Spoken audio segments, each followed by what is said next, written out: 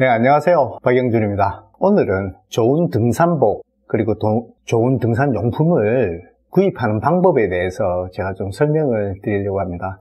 사실 이 등산용품을 잘 구매한다는 게 쉬운 일이 아닙니다. 겉만 봐서는 절대 모르거든요. 그러니까 일종의 패션 제품을 사는 것이 아니기 때문에 이게 이제 등산용품이 비싸기도 하지 않습니까?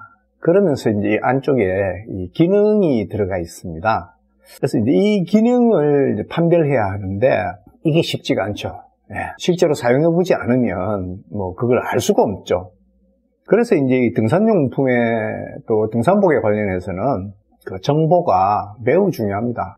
그래서 이제 이런 정보를 어떻게 얻어서 현명하게 구매를 하셔야 되는지 거기에 대해서 제가 좀 설명을 드리겠습니다. 일단은 이제 제가 어떻게 구매하는지 그걸 중심으로 제가 설명을 좀 드리려고 합니다. 저는 매년 독일에서 열리는 그 아웃도어 전시회가 두 개가 있지 않습니까? 큰 전시회 두 개 있습니다. 이스포와 아웃도어 쇼라는 것이 있습니다. 거기서 나온 제품들 중에서 그 전시회 주최 측에서 평가를 해서 상을 준 제품들이 있습니다. 저는 그걸 먼저 봅니다. 왜냐면 그건 아직 나오지 않은 제품이거든요. 그래서 이제 나오지 않고 곧 나올 제품들, 아니면 뭐 내년에 나올 제품들이나 그 시즌에 나올 제품들이 이렇게 전시가 되기 때문에 일단 그걸 먼저 봅니다.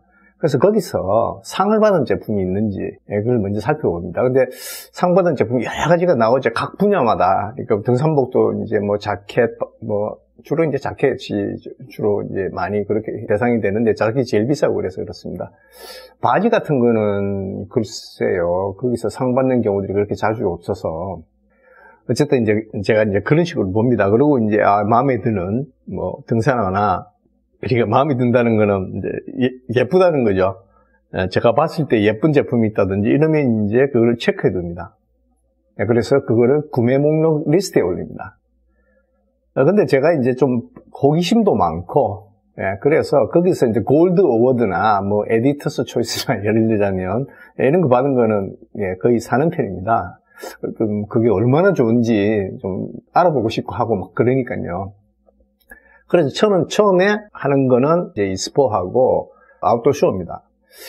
그 다음에 이제 기존에 나온 제품 또는 출시되는 제품들 중에서 그 제품의 그 평가가 어떠냐를 보는 그런 제가 웹사이트가 있습니다. 거기에 가면 리뷰들이 많죠. 전문가 리뷰도 있고 또 전문가는 아니지만 준전문가나 또 일반인들의 리뷰가 막 실리는 곳이 있습니다. 그 전문가 리뷰가 제일 많이 실리는 곳은 역시 제가 보기에는 독일의 아웃도어 매거진입니다. 그 다음에 미국에는 이제 백패커 매거진이 있고, 그 다음에 아웃사이드라는 잡지가 나름,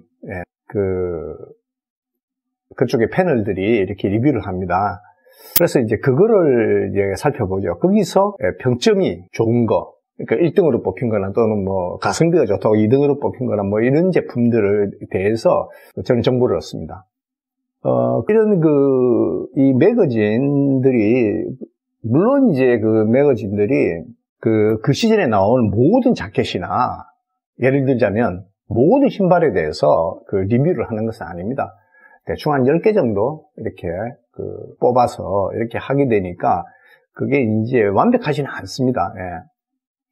그렇지만 어쨌든 이제 귀중한 정보가 거기 있기 때문에 그렇게 이제 보는데 잡지사들이라는 게 이제 광고주에 아무래도 영향에서 자유롭지 못하기 때문에 거기 있는 자료를 저는 뭐 100% 신뢰한다 뭐 이러지는 않습니다.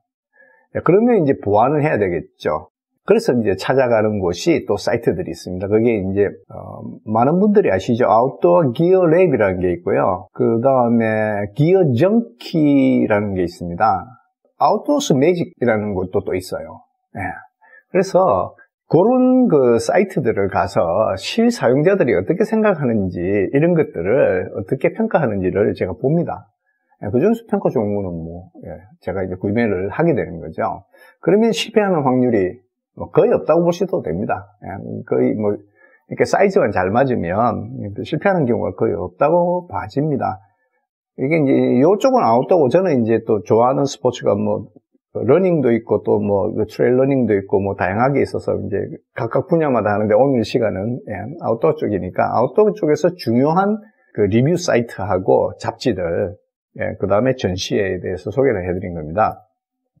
근데 이게 다 외국 거지 않습니까? 일단 영어로 돼 있고 뭐 독일어도 돼 있고 그랬습니다.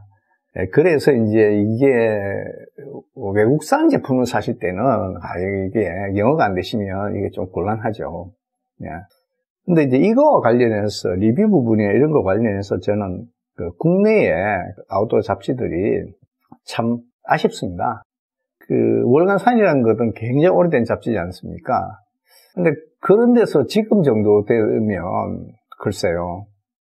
그 국내산 제품들이 있지 않습니까? 그걸 실제로 평가하고 필드 테스트를 해보고 평가하고 이래서 공신력을 쌓아뒀어야 된다.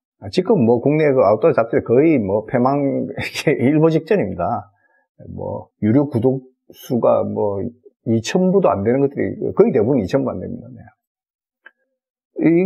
여기들이 이제 그 광고주들 때문에 이제 그런 걸 못 하는 거죠.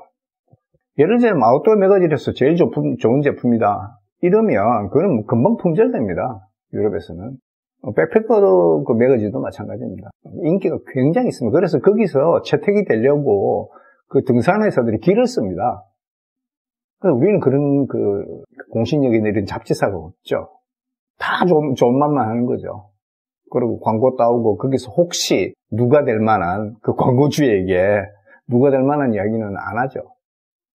그래서 이게 우리나라가 이 등산업계가 이렇게 문제가 된 겁니다.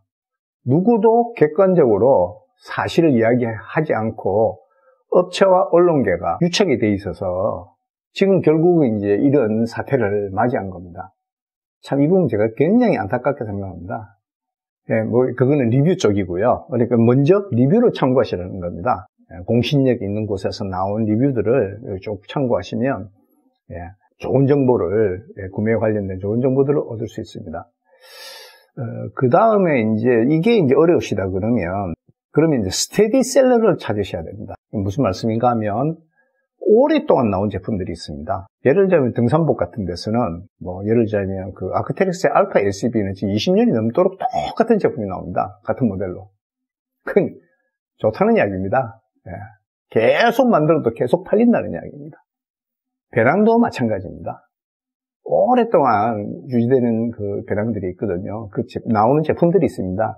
그거는 사시면 거의 실패하는 일이 잘 없으세요. 등산화도 마찬가지입니다. 물론 즉 등산화가 이제 매년 조금씩 이렇게 바뀌긴 하지만은 거의 실패할 확률이 없습니다. 굉장히 오랫동안 나오는 이제 신발들이 있거든요. 뭐 몇십 년씩 똑같은 모델이 나오는 것들이 있어요. 그런 것들을 이제 구매를 하시면 실패하지 않습니다.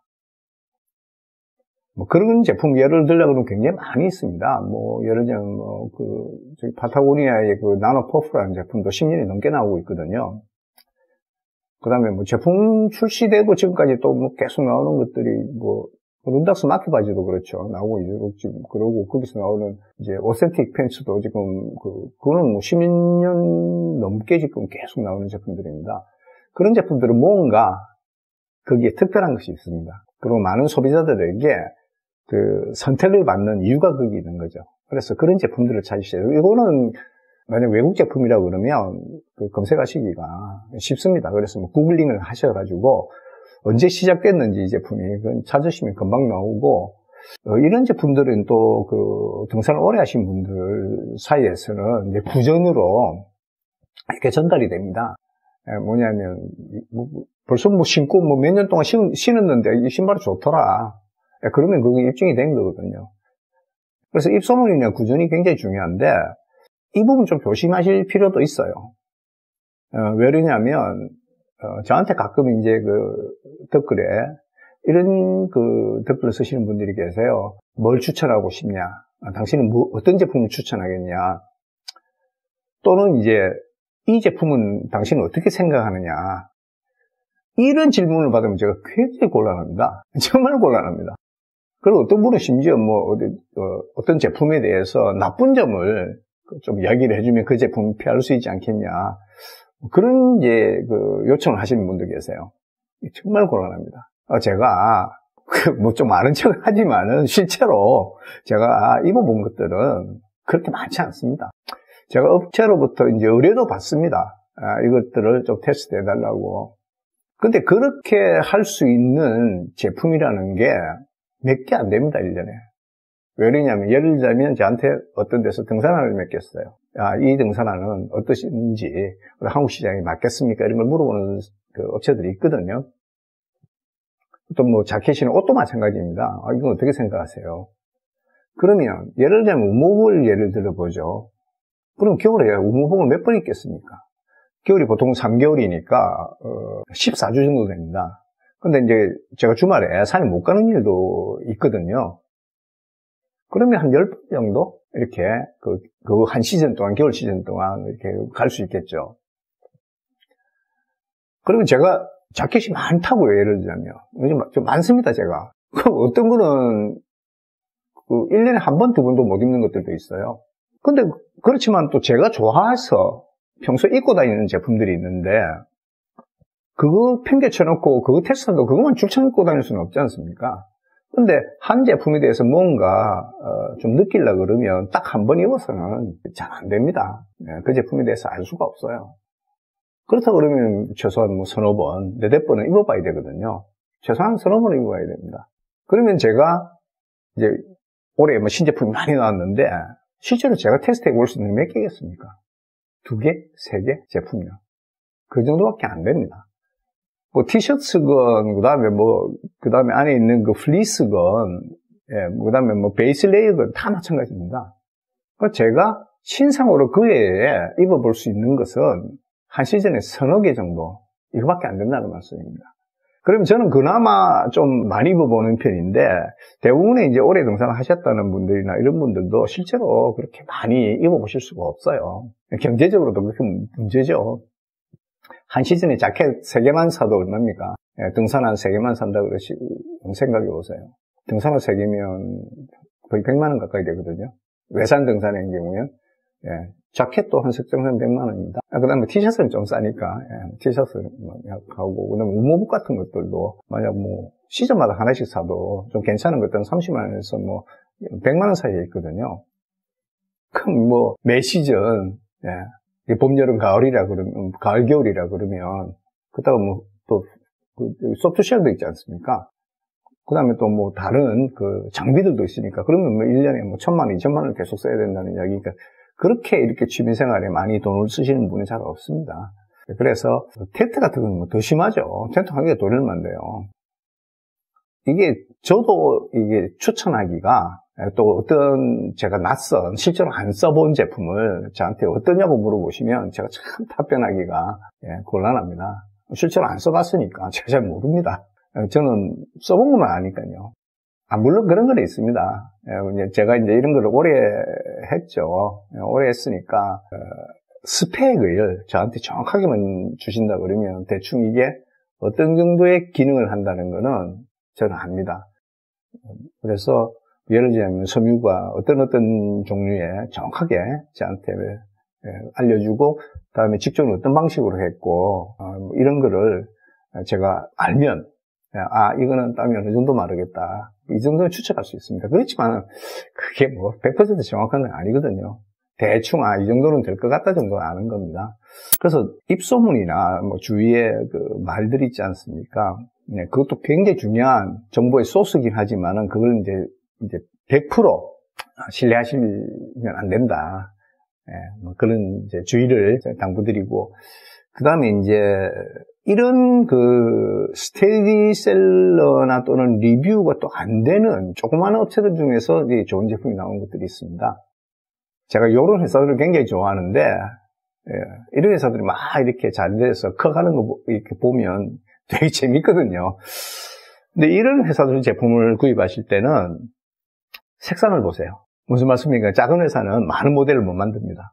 그리고 또 한 모델에 많은 색상을 만들어내지 못합니다.